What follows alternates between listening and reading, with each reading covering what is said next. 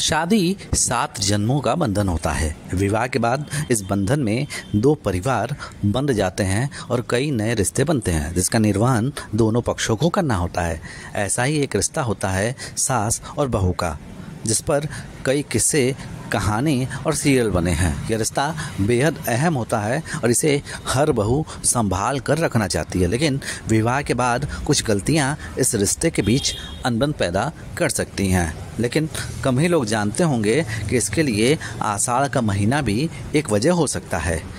ज्योतिष शास्त्र से जुड़े मुहूर्त मार्तंड के विवाह प्रकरण में इस बात का उल्लेख है कि नवविवाहिता को शादी के बाद पड़ने वाले पहले आषाढ़ मास में अपने ससुराल से दूर होना चाहिए, यानी नवविवाहिता को इस निके में ही रहना चाहिए। लक्ष्मी नारायण प्रीतये ब्रह्म विवाह विधिना। तो यहाँ पर वर और वधू लक्ष्मी और नारायण के प्रतीक हो जाते हैं। वर जो होता है नारायण का प्रतीक हो जाती है और नारायण का प्रतीक हो जाता है, और वधू जो होती है वह लक्ष्मी का प्रतीक हो जाता है। तो लक्ष्मी नारायण प्रीतये ब्रह्म विवाह विधना, यह ब्रह्म विवाह होता है। तो लेकिन कुछ ऐसे मास होते हैं जिन मास में इन लक्ष्मी नारायण का मिलन कुछ स्थानों पर नहीं होना चाहिए।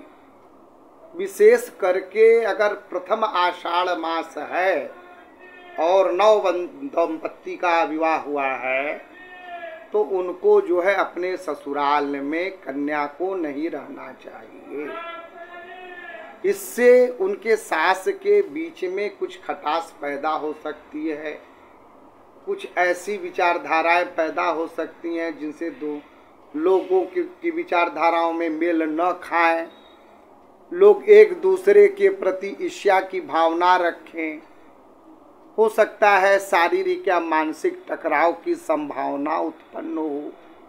तो कुछ ऐसे मास भी हमारे वैदिक सभ्यता में, संस्कृति में कहे गए हैं, तो जिनका वर्णन जो है मुहूर्त मार्तंड में, जैसे ज्योतिष के ग्रंथ में विवाह प्रकरण में जो है ऐसा वर्णन आया है। अगर श्लोक को देखेंगे तो श्लोक में ऐसा मिलेगा।